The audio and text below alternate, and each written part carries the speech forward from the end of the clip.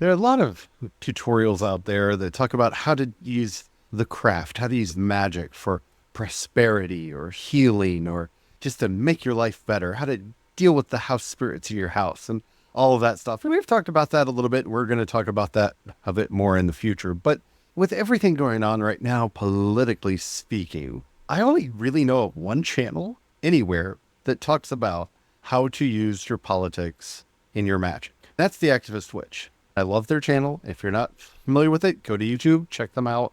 Amazing, amazing, amazing, amazing channel. But I think we need to talk more about how we can use subtle activism and our magic in our politics and in our work. Let's do that as we walk together down creation's paths.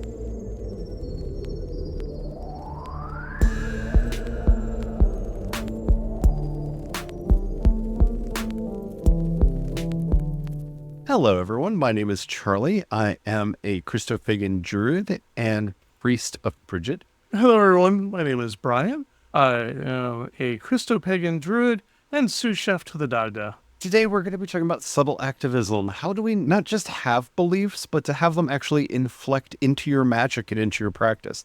I'm not saying let's curse all the politicians that we don't like. Well, let's talk about why that's not productive. I'm not saying it's not wise. I'm not saying it's not cathartic, but why that's not productive in a little bit. We're going to talk about subtle activism, all of that. Before we get into it, if you haven't already, don't forget to like, subscribe, follow, whatever the terminology is on the app that you're currently listening to us on. One, it really helps us out. And two, we do original Christopagan and Druid content for this channel Monday through Friday, and you don't want to miss an episode. We got a lot of great stuff coming out, especially with Samhain approaching ever faster, and I never feel like I'm ready for it. Happy full moon! As you know, we like to dedicate the full moon to the Via Transformativa, the way of transformation. We thought we would take this full moon close to the election and talk about how subtle activism can actually make its way into the crash. One, I really like this term. If you've not heard it before, I got this from a book by the same name. I'm not going to talk about it too much. The book does not have my full-throated endorsement. It is a good book. It is not a bad book. It is much more for people who would consider themselves spiritual but not religious. It's not really a magic book, so it's more about manifesting good things into the world. It's very vibesy in a way that I am not the biggest fan of, especially as a practitioner of magic. I'm just like, you could go like 2 steps further and be like, just curse them or just say a blessing, make a sigil. You're already playing with thought forms. Just finish the job. Right? Yeah. You're so close. Just go the rest of the way. But it's not a bad book.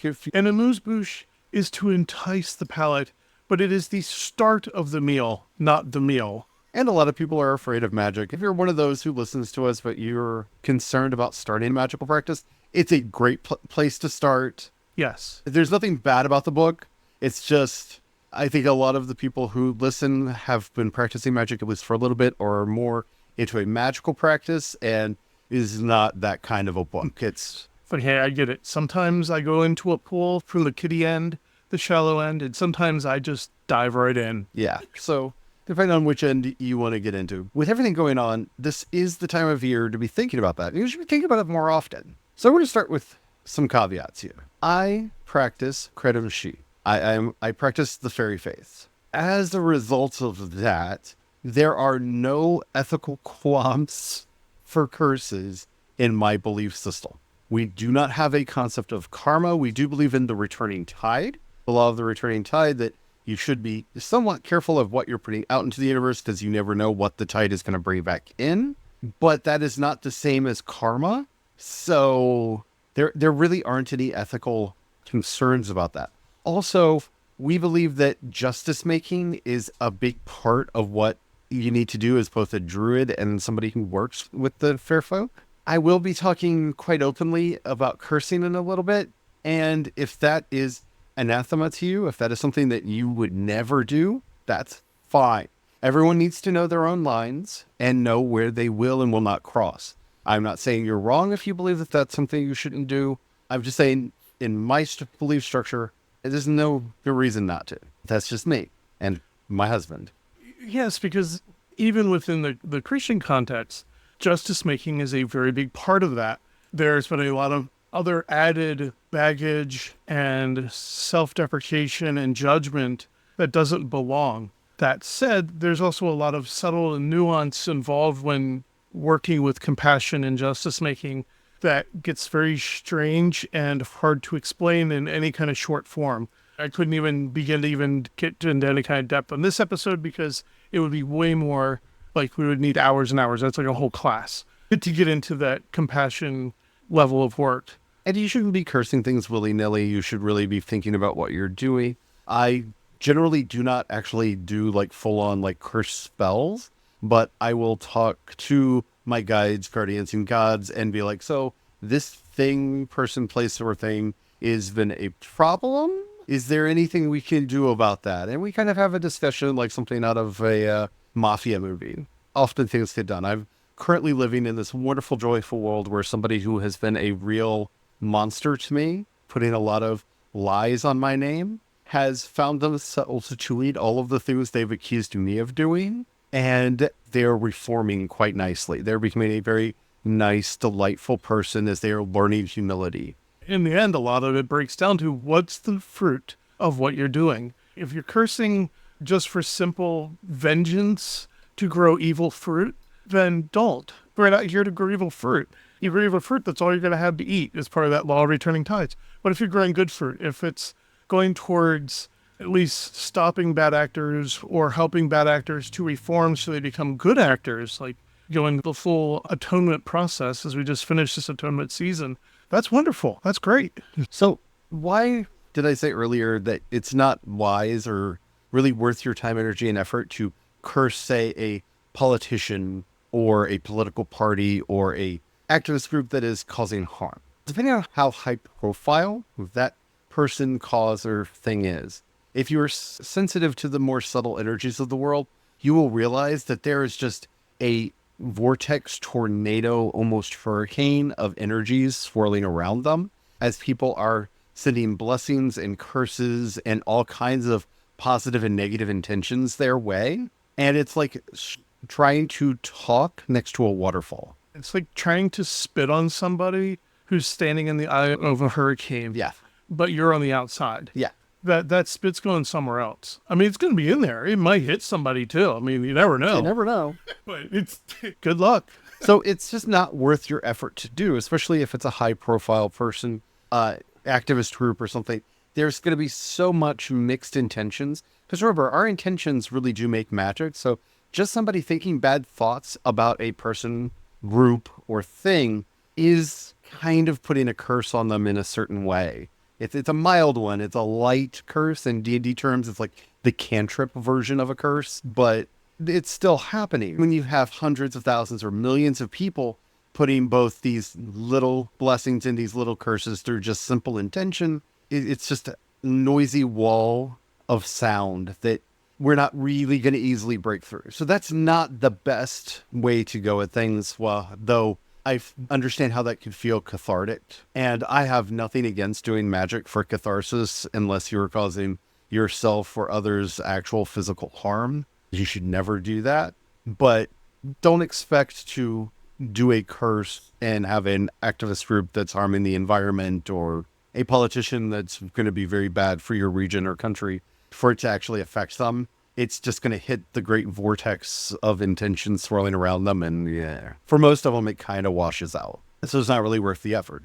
So what can you do? Well, I am somebody who does believe in energy. I've said it before. I've been sensitive to subtle energies since I was a child. This is something I grew up with, something that is very common in my family. I think that you can channel those energies to make paths clearer or more difficult for various things. And that's different from a blessing or a curse. Because a blessing or a curse is directly at a person, place, thing, or object. Doing this kind of path clearing or path, I guess would be the word, I've never really thought about what to call that, is a very special kind of magic where your intentions are, say there's a bill before your local legislature or before the city fathers of your town, you can bless the bill, or you can do a rite or a spell to help clear the way that others will see clearly what this spell will do and will work out of the compassion and kindness of their heart to see the benefits that it will bring and help clear the way for that to go. The reason this works better, instead of trying to curse the people that might vote against your intentions or the politicians that may try to obstruct your intentions, if you actually focus on the way, the actual mechanism, most people aren't worried about that. It's a way to cut around the noise. If you have, say, a ballot proposition that you want to see coming in, there will be people doing energy work, both knowingly and unknowingly, to get people to vote for or not to vote for that.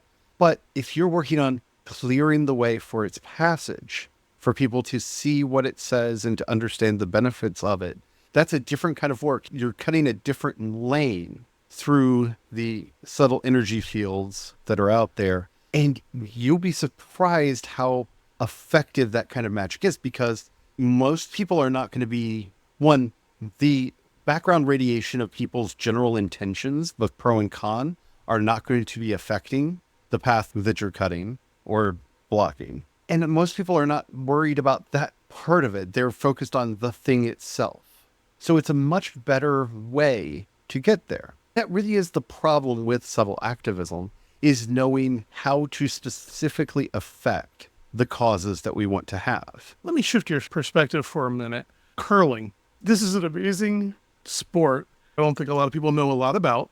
If you want to get into this, watch and study curling. Basically, you have a target.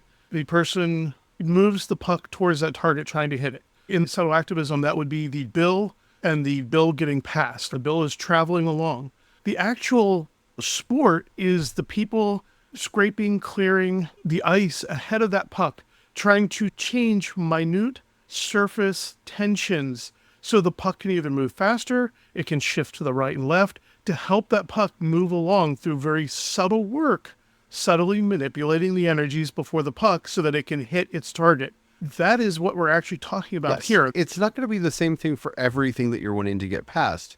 A ballot initiative, for example, is going to be different than a proposal to your local city council or something through your state legislature or a federal national legislature. Those are going to be different. Knowing where you want to put that energy is very important. For example, I think we all want to see something done about climate change. It would be a dastardly, terrible, bad thing for everyone to use their magic to actually affect the climate. That's bad.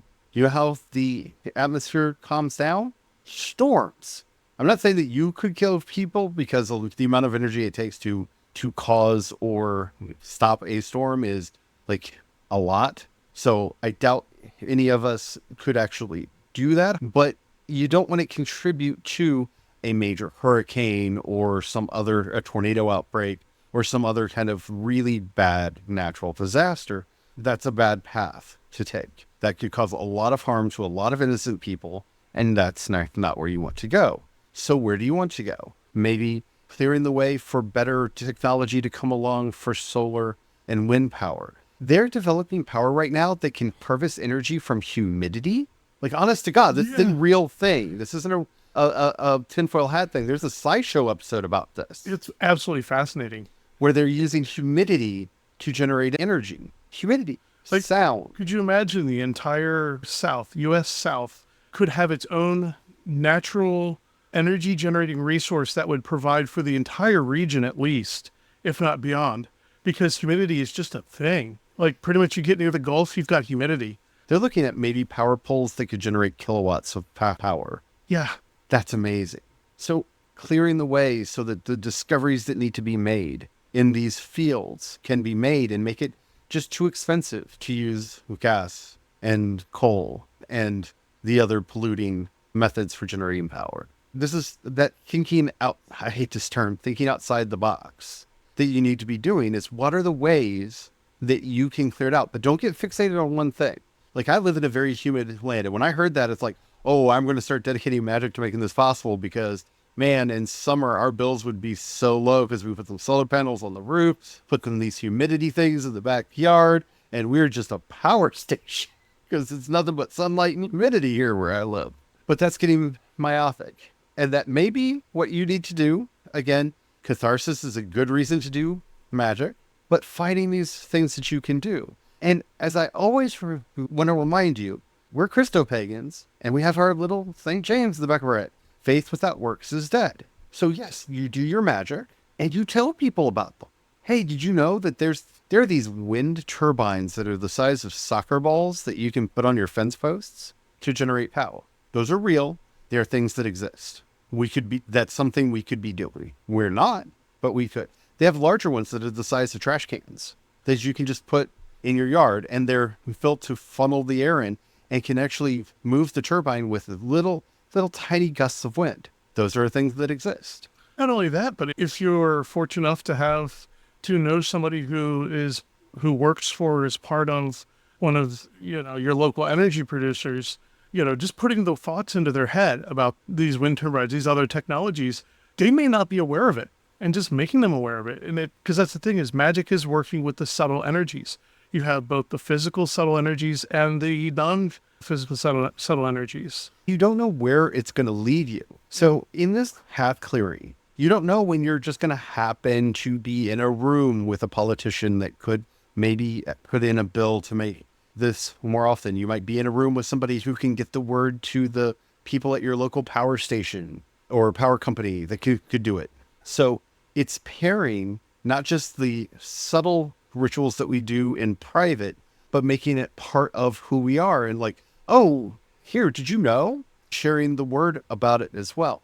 It's that joint process where you're working on both the subtle energetic side and I love that the proper word here is gross, material side of things to actually achieve the goal. Because the subtle activism that you're doing may just put you in the right place at the right time to say something that sparks something, or say something to somebody who says something to somebody who says something to somebody who can do something about it. You don't know.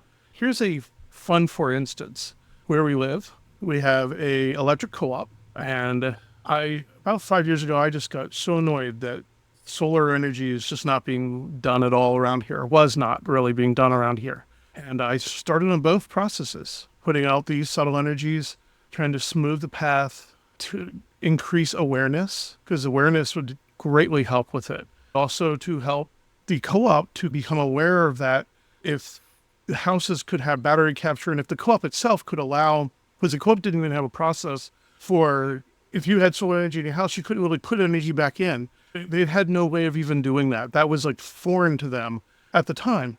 In addition to that, when I would have conversations with certain people, when it was appropriate, I would work into the conversation different aspects talking about solar energy. A few years later, the co-op is still in the dark about it. But what happened was the president of the Chamber of Commerce got really excited suddenly about solar and put solar on their building, and then found out that all their energy is covered. They actually put some back in the grid, and suddenly they got really interested in electric vehicles.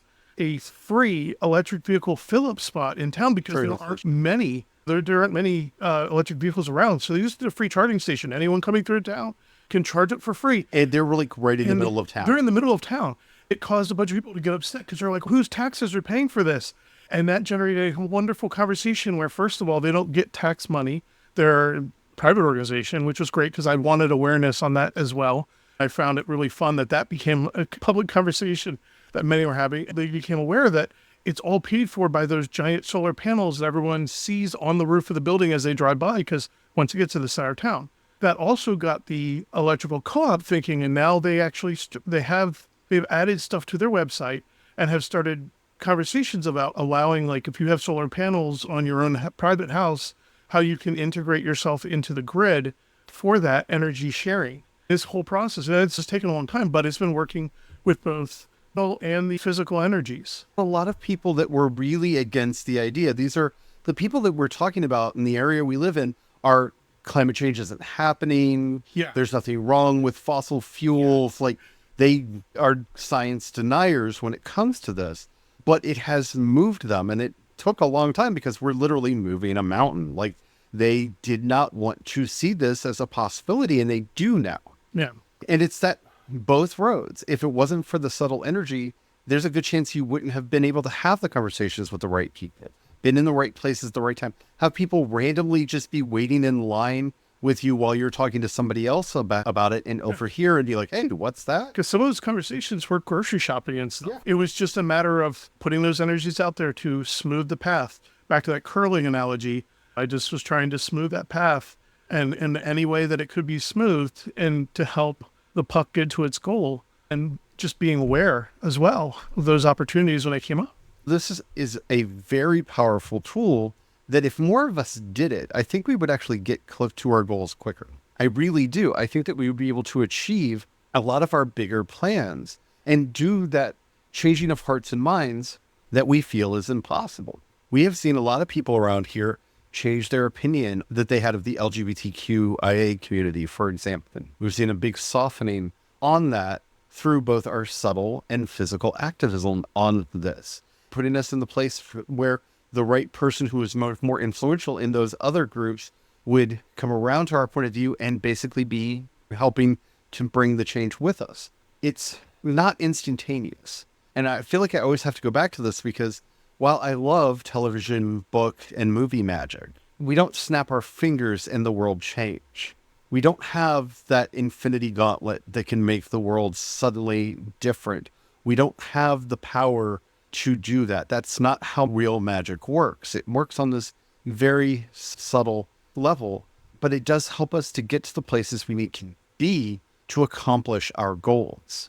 And when you're focusing in the right direction, and that's why, like I said, it can be cathartic to, well, I'm just going to hex the politicians that I like and bless the politicians that I love. A lot of people are doing that both intentionally through their prayers, but also just through the general neglectful blessings and curses we put out through our just intentions throughout our days and throughout our lives. It's a chaotic storm. We're really not doing much.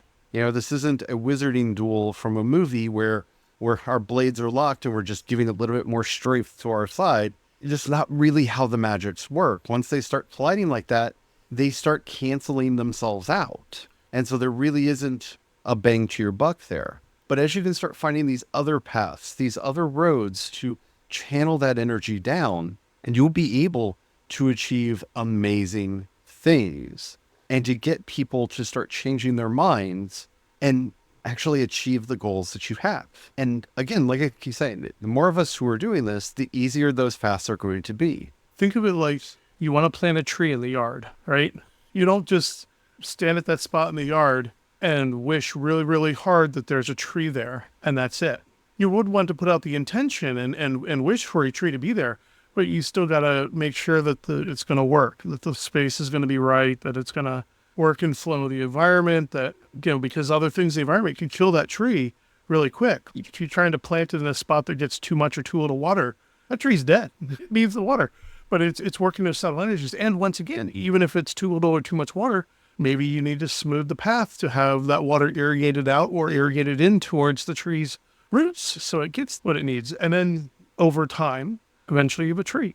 So this isn't a subtle activism story, but when I talk about how like our magic works in the universe in strange ways, our intentional magic that we do through our craft and our practice, and our unintentional magic, because whether or not you think you practice magic, everyone practices magic. If you think, I want that, I'll never have that, oh yay, oh no, that's all putting intentions out into the world, and that's all magic.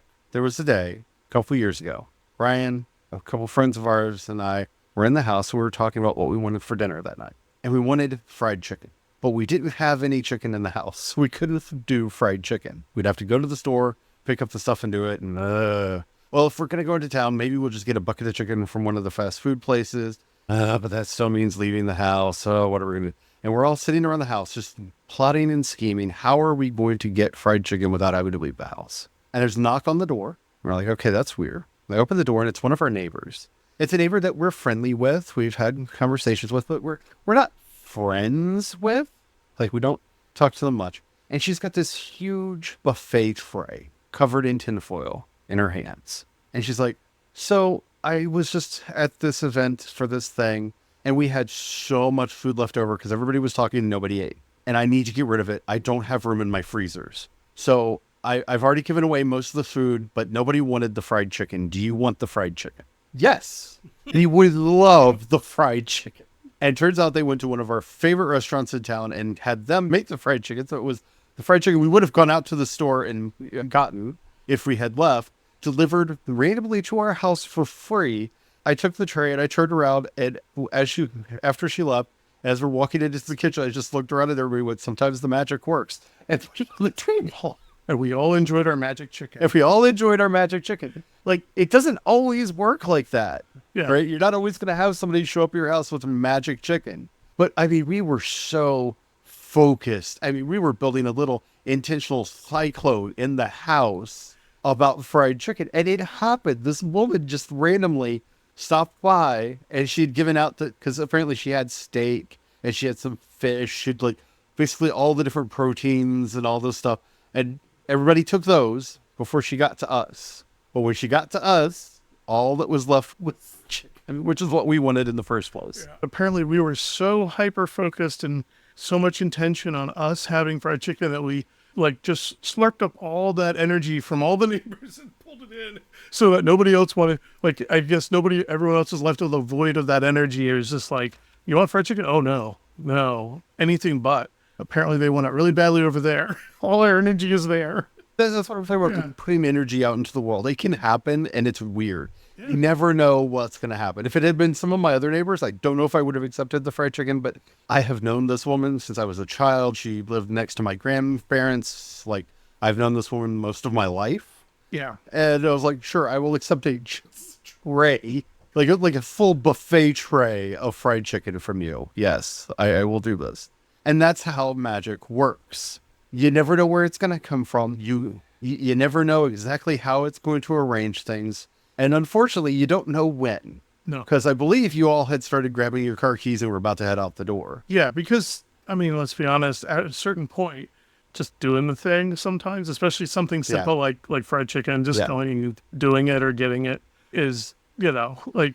But it's a great example. Once again, also, there's no judgment in that. There wasn't like it was an abuse or anything either. No one was forced. We didn't like pilot any will or anything like that. It was just... We would do a spell or anything like that. We were just all sitting around really wanting some fried chicken, and here comes the fried chicken fairy. Here, would you like some fried chicken? Yes, we would. And it was delicious. That's what we're talking about. How can you put those intentions out? How you clear those paths to get to the places that you want to get? Hopefully this has been helpful for you.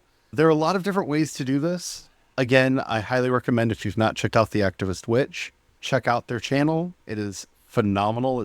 I get so excited every time I see a new video. But they've only been doing it for a year, which seems wrong. I feel like I've watched them for longer. But definitely check out their channel to really dig into this topic. But yeah, we should be putting our protest into our practice and putting our practice into our protest, because it's through our physical actions and our subtle actions that we're going to get where we need to go. Just don't waste your time with curses. They can feel real good, but they usually don't do anything, especially like the higher up the food chain things are. I will say we may or may not have had some workings related to one of our local politicians who decided that it just wasn't worth his trouble to then step down. And while we didn't get a great replacement, we got a slightly better replacement for him. So yeah, locally maybe, but the higher up you go, it's not really going to work. We didn't really curse them. We were just like, please make a way for somebody else to take this seat. Like, it's probably not going to be somebody from the other party, but at least somebody better than this person. And they just decided, hey, I'm going to retire. I've stolen enough money from the government. It's time for me to live in the lap of luxury. So I like to say, better is better. Better is better. Even if sometimes better is only slightly better than a very terrible place, it is still better. Yeah. If this has helped you, let us know. If you use magic for activism, please let us know. I would love to know what you're doing.